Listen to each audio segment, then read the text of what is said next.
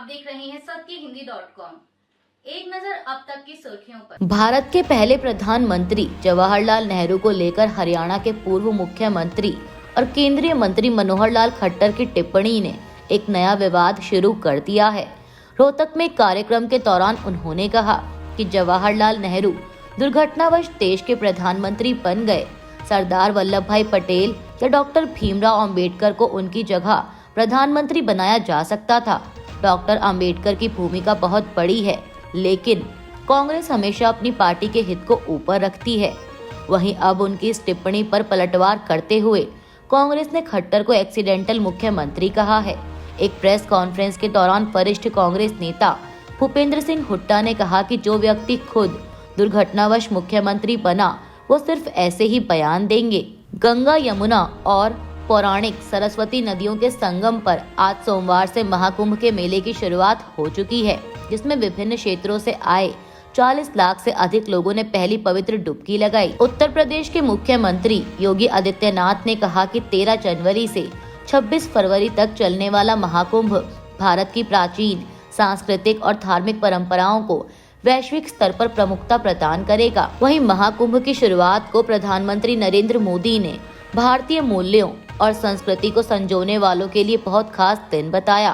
PM Modi ने x पर लिखा कि भारतीय मूल्यों और संस्कृति को संजोने वाले करोड़ों लोगों के लिए यह बहुत खास दिन है। महाकुंभ 2025 प्रयागराज में शुरू हो रहा है, जो आस्था, भक्ति और संस्कृति के पवित्र संगम में अनगिनत लोगों को एक साथ लाएगा।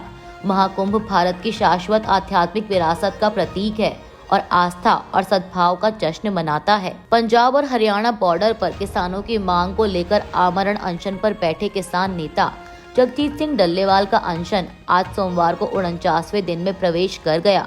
इस बीच डल्लेवाल ने रविवार को कई धार्मिक नेताओं और संतों को पत्र लिखकर उनसे केंद्र सरकार पर किसानों की मांगे स्वीकार करने का दबाव बनाने का आग्रह किया।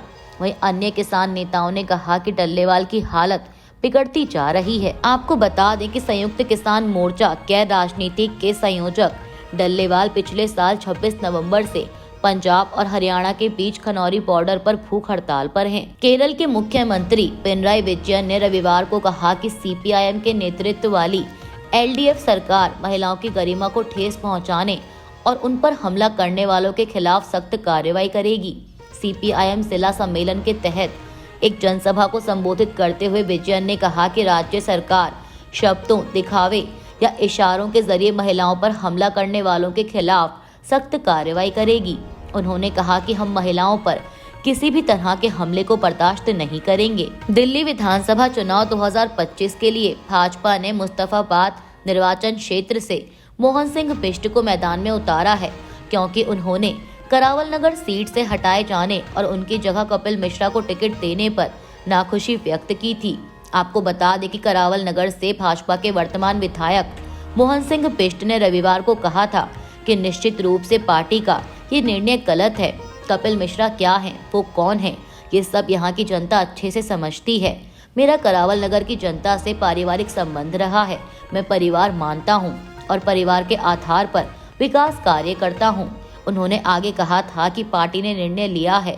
पार्टी को इस निर्णय का रिजल्ट आने वाले दिनों में जरूर मिलेगा।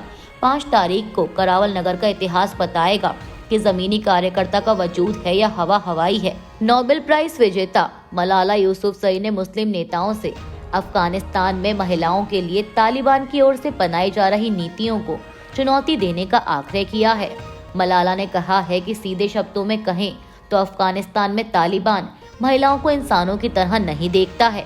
मुस्लिम नेताओं से उन्होंने कहा कि तालिबान की नीतियों में कुछ भी इस्लामिक नहीं है।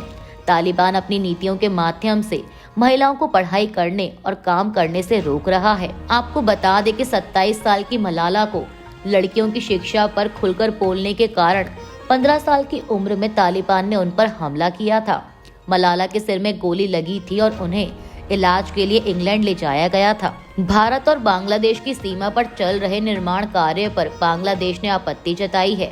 उसने संकेत दिया है कि इस मुद्दे पर उसका रवैया नरम पड़ने वाला नहीं है।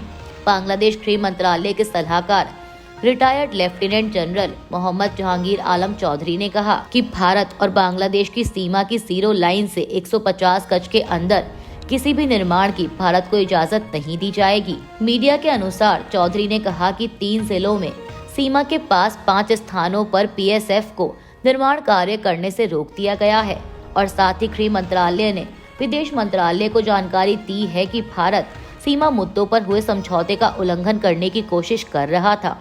चौधरी ने कहा कि विदेश मंत्रालय भारतीय उच्चायुक्त को तलब करेगा और उन्हें बांग्लादेश के पक्ष से अवगत कराएगा। उन्होंने बताया कि हमारे बॉर्डर गार्ड बांग्लादेश को ये निर्माण रुकवाना पड़ा और उन्हें अलर्ट पर रखा गया है।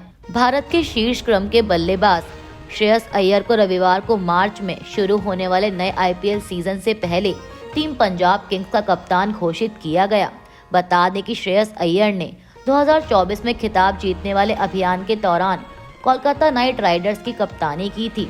उन्हें पिछले साल नवंबर में आयोजित आईपीएल नीलामी के दौरान पंजाब किंग्स ने 26.75 करोड़ रुपए की भारी भरकम कीमत पर खरीदा था, जिससे वह दूसरे सबसे महंगे खिलाड़ी बन गए हैं। अमेरिकी राष्ट्रपति जो बाइडेन ने गजा युद्ध विराम और बंधकों की रिहाई पर चल रही बातचीत के बारे में इसराइल के प्रधानमंत्री बेंजामिन नेतन्याहू से बात की है।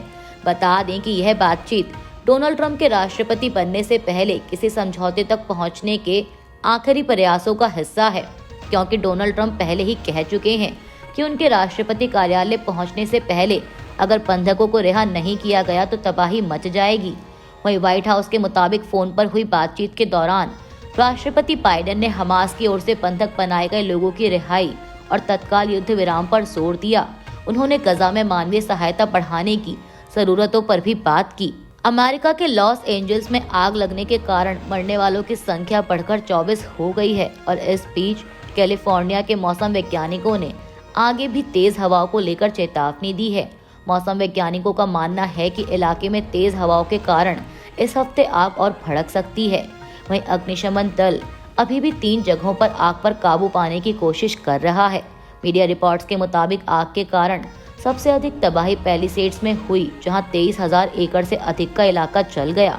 इस बीच रविवार को मौसम पर नजर रखने वाली निजी कंपनी ने आग से होने वाले आर्थिक नुकसान के अपने शुरुआती अनुमान को बढ़ाकर 250 से 270 अरब अमेरिकी डॉलर के बीच कर दिया है। अभी के लिए बस इतना ही। बाकी की खबरों के लिए जुड़े रहिए सत्य हिंदी.com के साथ।